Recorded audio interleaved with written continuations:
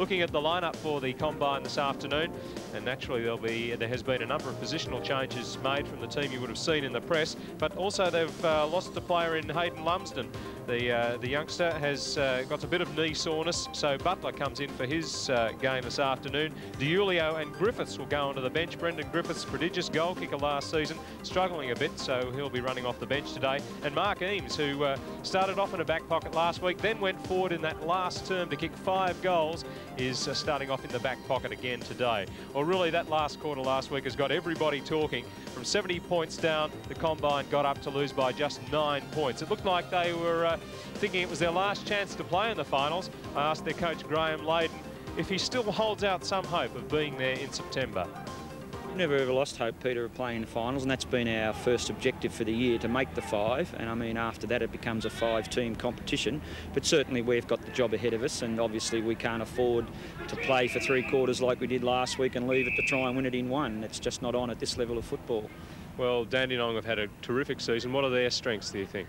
Well, I think they're a very, very well-balanced side, and they seem to have the strength in key positions. They've got good flankers and good running players, good on-ball players, and yes, they've been a very impressive side. I think Tony's moulded a very good side. They're a very young side, and they're running fit and enthusiastic, and yes, I think they're going to give a good account of themselves, but hopefully we'll be able to do the job today. Here is the Dandenong lineup. Scott Gilder stood on a nail during the week, so he's out of that side that you would have seen in the press yesterday. He'll be missing for just 1 week.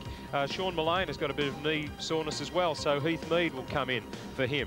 Rowan Welsh comes in for his second game, replacing Scott Gilder. Interchange today will be Mackenzie and Raggett for his first senior game. Well, Tony Elshaw was one of those avid viewers who saw that memorable comeback by Brunswick Broadmeadows last week. As Graham Layden pointed out, it was a Jekyll and Hyde performance. I wonder what Tony's expecting from Brunswick this afternoon.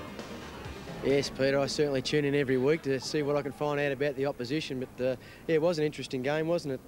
The fact that Preston played really well early and applied a lot of pressure, and you know, for some reason or other, they allowed Brunswick Broadmeadows back in the game, and they got their confidence up and a little bit of a sniff, and they played very good football. They got a lot of ability. You think they can keep that going against you today? Well, certainly. They can play very well. It's up to us not to allow them to. Okay, and with me as usual, Phil Cleary and Sam Kekovich, and we must say a special hello to our #1 fan, Mrs. Kerry Dans, up there in Mildura. She gave us a big mention, yes, chaps, on Backchat during the week, so we hope, Mrs. Dans, you have a good afternoon today. And I think this game will provide it for her and everybody else watching. I think it'll be a great game. I fancy Dandenong look a little bit better. Brunswick lost a couple of players, but a couple of times Brunswick last week looked very dangerous. They didn't that last quarter, but the return of Brady, and you know, they have got a strong goal-to-goal line, a couple of good running backs in Wicks and Burke. Atkinson's a fine player, and I think Elshaw's got, as Graham Layden said, a very, very fine balanced running side, and I think they'll win. Okay, Ross Booth, good afternoon. Good afternoon, Peter. Yes, pretty cold day here. The wind favouring the left of screen. Dandenong will kick with it. A little bit of light rain. And speaking of back chat, well, I wouldn't back chat umpire Ron Thompson. He last had control of an AFL match between the West Coast and Richmond, that famous or infamous Friday night game.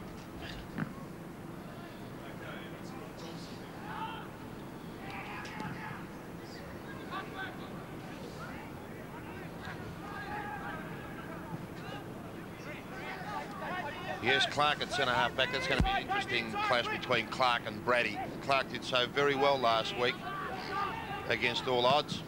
Here's Dandenong into attack across the outer wing. Oh, and what a fine mark. Knight, that is. Thanks, Sam, for filling in there. We had a few plumbing problems here, but we're underway. And Dandenong going from right to left on your screen.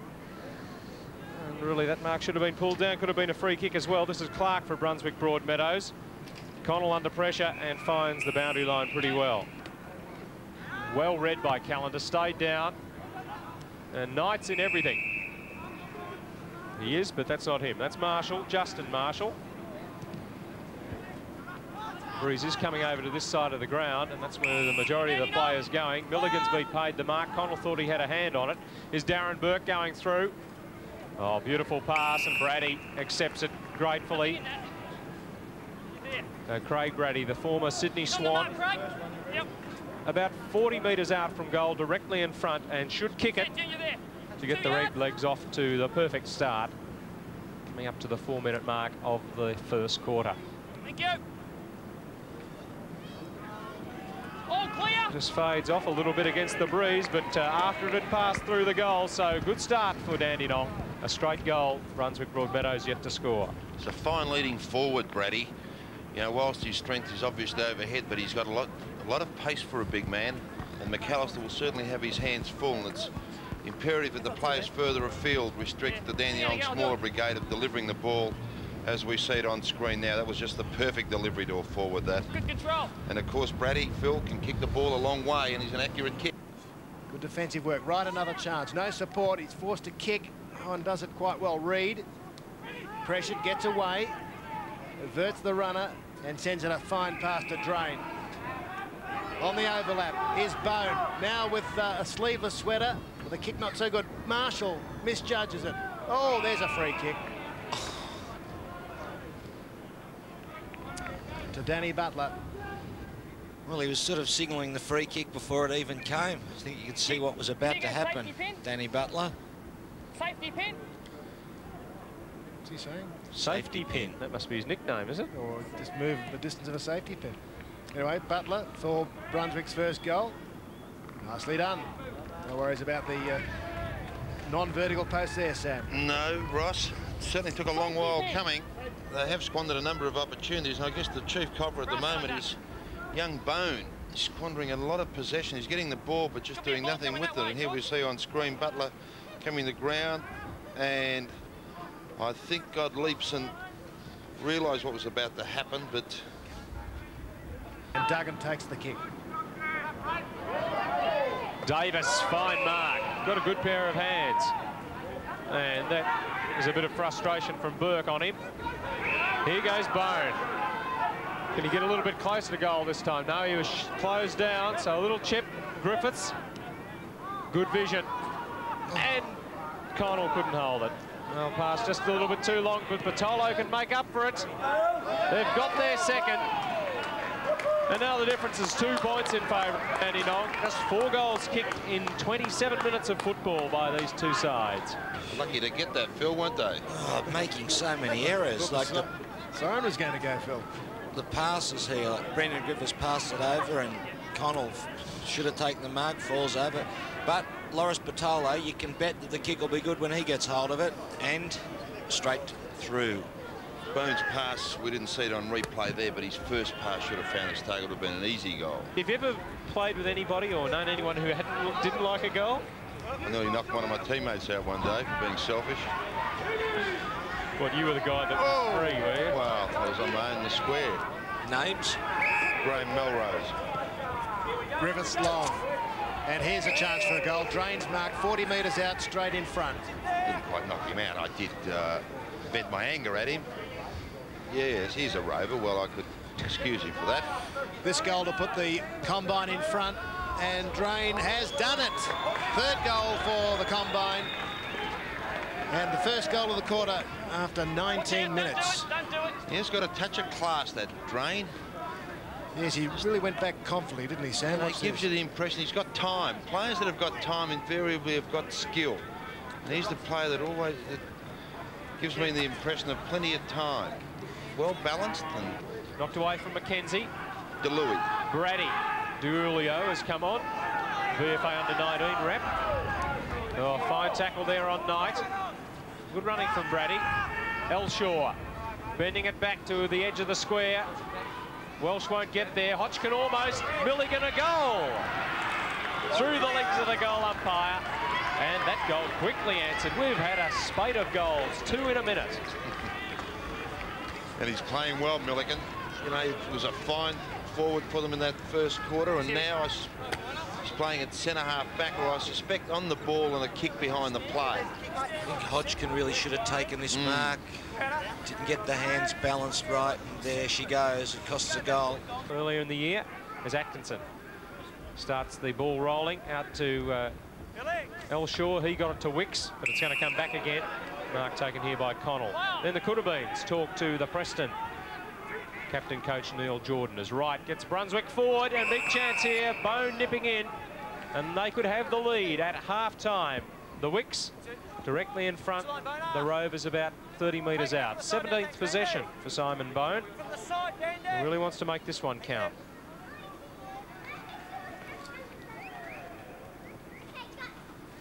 He's done that. So for the second time, Brunswick Broadmeadows lead in the match. They'll want to maintain that for another minute or so, because that's all that's remaining in this quarter, in which there have only been 3 goals kicked. Well, space has been the premium for the little fellows all day, but here's one exception. Rodney Wright driving the ball long, and Mickey Bone finding a little bit of space. Got away from Wicks on that occasion. Well, it hasn't been the most... Brendan Griffiths, squaring kick, good one to Callender. Can he run in close enough to goal? He chooses to go for Drain. It's a good option. And doesn't Brendan Griffiths use the ball so superb? That was a superb pass out Just wide. want to say that, Sam. He wasn't on his right side either, being a left footer, but he just placed it beautifully. Can Drain capitalise on this? He does. Kicks his second goal. And a bit more confidence coming from the Brunswick camp. You're right, Ross, and there was great composure shown here. Didn't panic there, Callender, under pressure. One of the features of his play, Sam, David Callender, he's very good on the balk and the chip pass to a player in a free position. 9 points. 12 minutes into the second quarter. Darren Burke snap at goal. Has that squeezed through? It has. They draw a little bit closer from Darren Burke. And what a great individual performance from Burke. Just 5 minutes ago, he did a superb effort in a lot of congestion, getting the ball and keeping it alive and handballing it to another player. And there we see on screen another solo individual performance. Sam, would you be happy if a player took the ball out of the air at a ball up like that, and grabbed it and got the goal? Look at this. You'd be very annoyed, Phil, if you're the opposition sure you'd coach. Be annoyed. Felix, play on. Felix, easy. I presume that Ron Thompson is Felix, and it's the umpires handing over to the other. Throwing out the nickname. Lawler to Thompson as Bone in everything. Setting up Drain from behind, yes. Gee, that was fine judgment, because there was plenty of Dandenong players there. He's very cool, Sam. You're right. Taken 7 marks, Phil. 4 of them in this quarter. Going for his 3rd goal. Matthew Drain directly in front. And I like the way he runs directly at the goals and follows through. Doesn't float them through. And he's been the focal point up there this quarter. The turning point. It was a classic mark. Eyes on the ball. No concern for other players around him. I thought he chipped at that one a little bit, Sam. It was a 5-iron, wasn't it? Well, not a 5-iron. More a wedge. Just allowing for that post that was slightly bent over. Couldn't bring it down. Russell Marshall. There's Darren Burke again. Lacko squares for Wicks, who followed down. Back to Lacko he goes. Griffiths won't get there in time. Fine kick from Lacko. The left footer is classy in that sort of range. And now the difference is 2 points. That was a classy goal, you're right. Make it 3.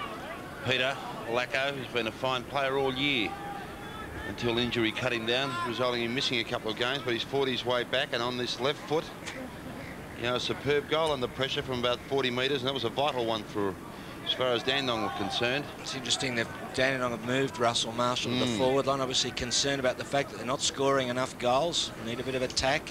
Accurate. Here's Bone, real terrier. That was accidental as well. Griffiths. Got some distance with the kick, even though it was touched. McCormick. Mackenzie caught by Callender, but plenty of Dandenong players there. Knight took it from Welsh. Found Elshaw. This is a good passage of play. Can Tony Elshaw make it count? He goes for length. Wicks is there also. It should be capped off with a major for the Redlegs. They took it from half back flank to goal square without a Brunswick Broadmeadows player touching it. And their best player of the afternoon, I would say, Richard Wicks, puts them in front.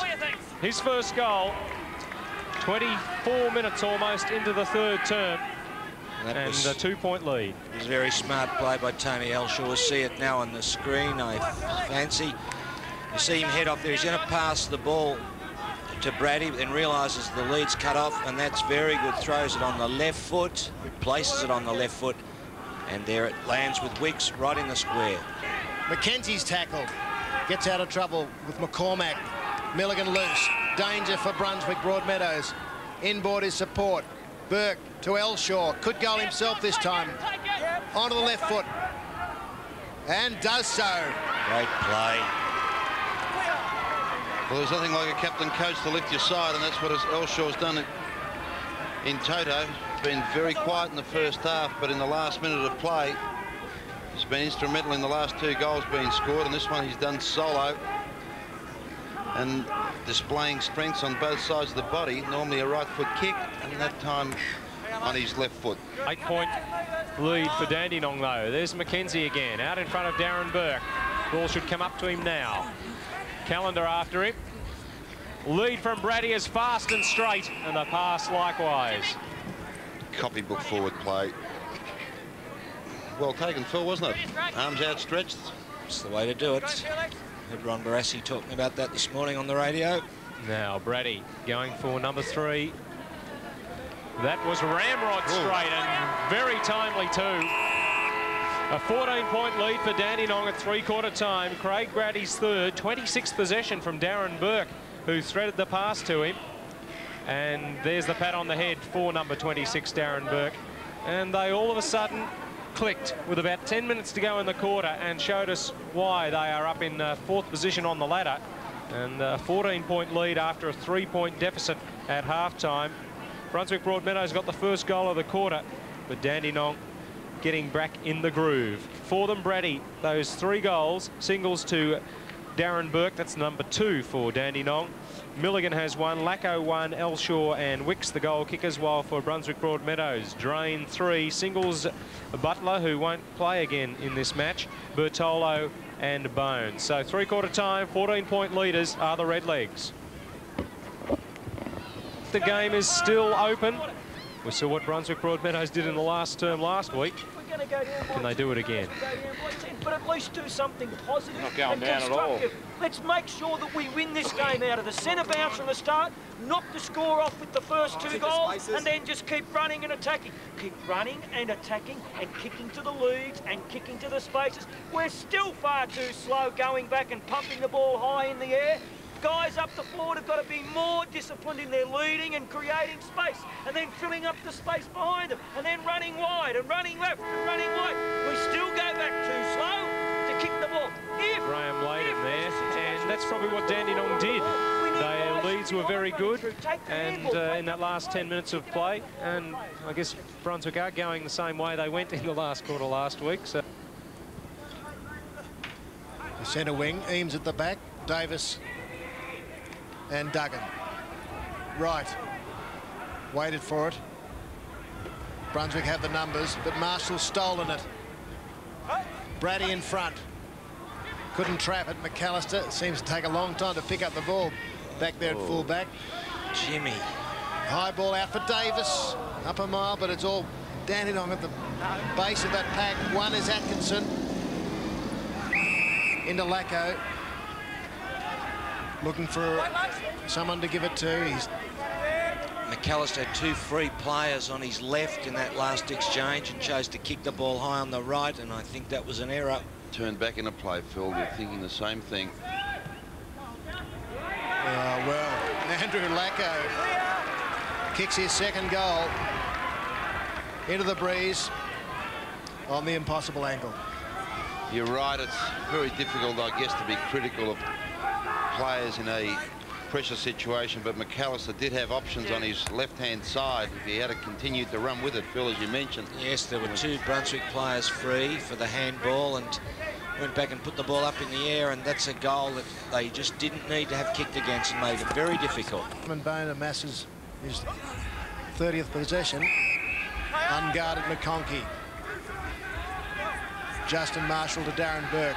The Redlegs moving forward impressively. This is Wicks. Loose Darren Burke, strong mark against Hughes. Gee, if you combine the Darren Burke's possessions, they'd be doing well, wouldn't they? Both played very well. Oh, that's poor defence. Richard Wicks finding space. And Darren Reid there was involved in a scuffle with Andrew Lacko, and the ball was kicked probably within about 3 metres of him, and he didn't even realise that it was happening. That's very ordinary concentration. Richard Wicks, a former man of the match. Kicked 7 goals, was it, or 5? Anyway, his chance for his second today, and he does it. Could be his chance for a second man of the match too, Ross, I think. Just on that, Ross, from the kick out at the other end by Dandenong was interesting that, again, the Brunswick players hadn't manned up. They'd been working with a key. The ball was kicked straight to centre half forwards. And the ball's run through the middle. And it results here in a minute in a goal. And they've just failed to concentrate at the critical times, Brunswick, in this last quarter. Justin Marshall waiting for Brady to lead. He leads as a link up from McConkey. Tries to break the tackle. Jumperless player out there. Looks like Justin Marshall. No, I think it's Knight. It's Knight, is it? You're right, it is too. Knight it is. Into the pocket to Mead. He's got a quite impressive torso, hasn't he? Well, he's pretty keen to show it off too, I suspect. And sore hip too. Yes, I saw him putting that packing on before the game, and he's played pretty well right from the start. Wouldn't be out of place when those Ironman competitions, would he? Heath Mead. It's all right. Off the boot. And makes it very difficult as Heath Mead celebrates that goal from the angle, his first.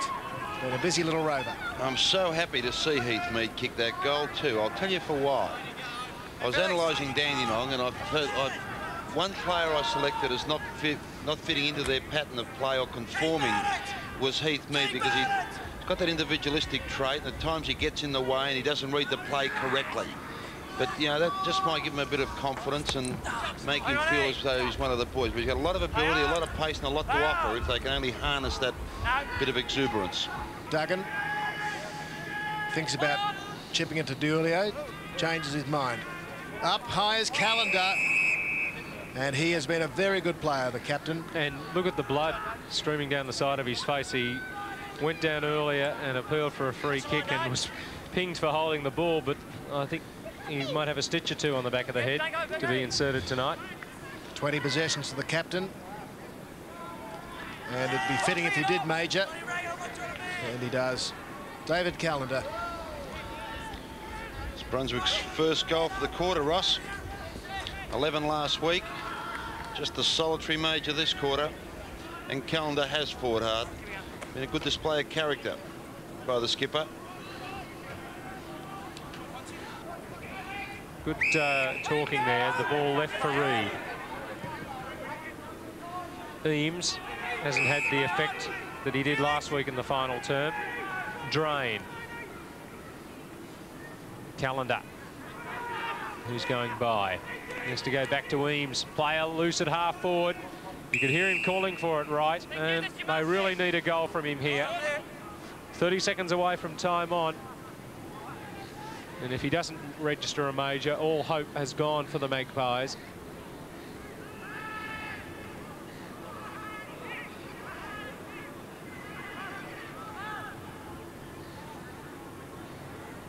Yes.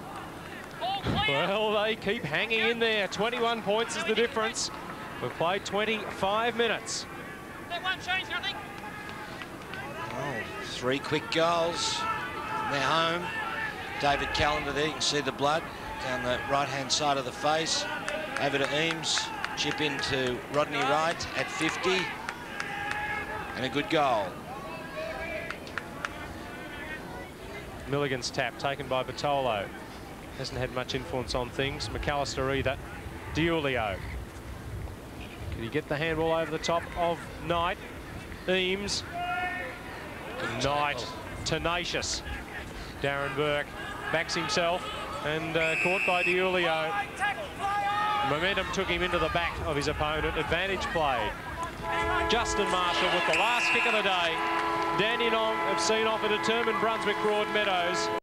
In the end, won by 22 points. They were 14 up at three-quarter time. No last quarter revival from the Wicks this afternoon. And the Dandenong team further consolidate that position in the 5 if there is such a thing in such a close season. What we do know is that Brunswick Broadmeadows now can't figure in the run-in home. There are 8 teams now who can play off in this final series. From the boys while they collect their thoughts shortly, but Ross Booth has got the player of the game standing by. Yes, well, the rain's starting to fall here at Port Melbourne just in time. Bill Stubbs from Wards Express has got the tankard for Gary Milligan, Spike Milligan, the Deputy Vice Captain. Thanks, Ross. Gary. Well done. Congratulations on behalf of Wards Express on a fine game. Good on you. Great stuff. It's great.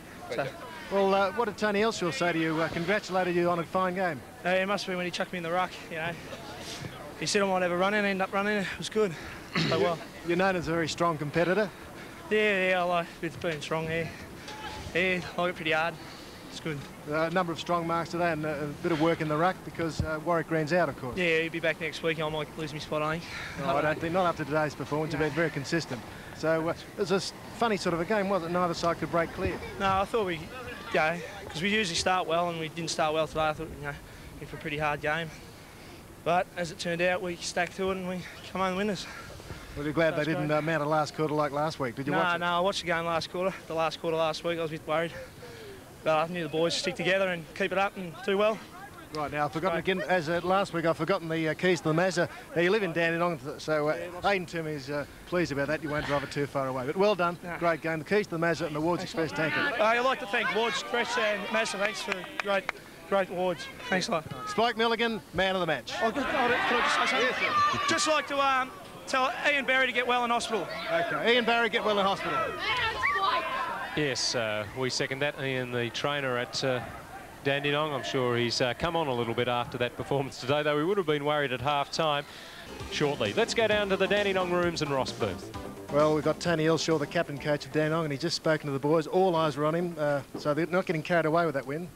No, it was a terrific win, Ross, and it was a credit to the boys the way they stuck at it. And Spike and a lot of the other boys really gave us a lift when it was counted. We've been playing well, but the guys came to the fore when it was really tough, and it was excellent to see. The only problem now, I've got to keep Spike's head down. He's kissing his girl last week at three-quarter time. He's got the trophy now. I've got to get him back on the track. So we've done the wrong thing by the Dandenong Footy Club. You've probably done the wrong thing, but at the same time, he deserved every bit because he put his body on the line today. And as I said, they really came to the fore when it counted. And you had a quiet first half. Were you tagged? No, just I suppose one of those days, and as I said to the boys, you can't always have a good game, but if you persist at it and work at the basic things, it'll come for you in the long run. Okay, Tony Elshaw, we'll have a couple of words to some other players here. Darren Burke, this is number 26, Darren Burke, your son of Barry. Barry Burke. Yeah, Barry, yes. A number of possessions here, over 30? Did I? Oh, yeah, I was pretty happy with the game today. All the boys did well, everyone chipped in. It's good effort, good effort. And can you go all the way, a bit of muck around here? That's Richard Wicks, of course, Richard a past winner, and Ian Atkinson, you're under consideration yourself. Bit of pace, do you do some running in the off-season? Yeah, I do a bit of running. I used to do a bit of athletics and things like that, but nothing much. It's like I just like running with the ball, that's all. It does. There's a couple of shy boys, but here's one man who's not. Sean Mullane, brother of Darren Mullane. Now, what's wrong with you? Bit of a sore knee, that's about it. Bit of a sore knee, just 1 week?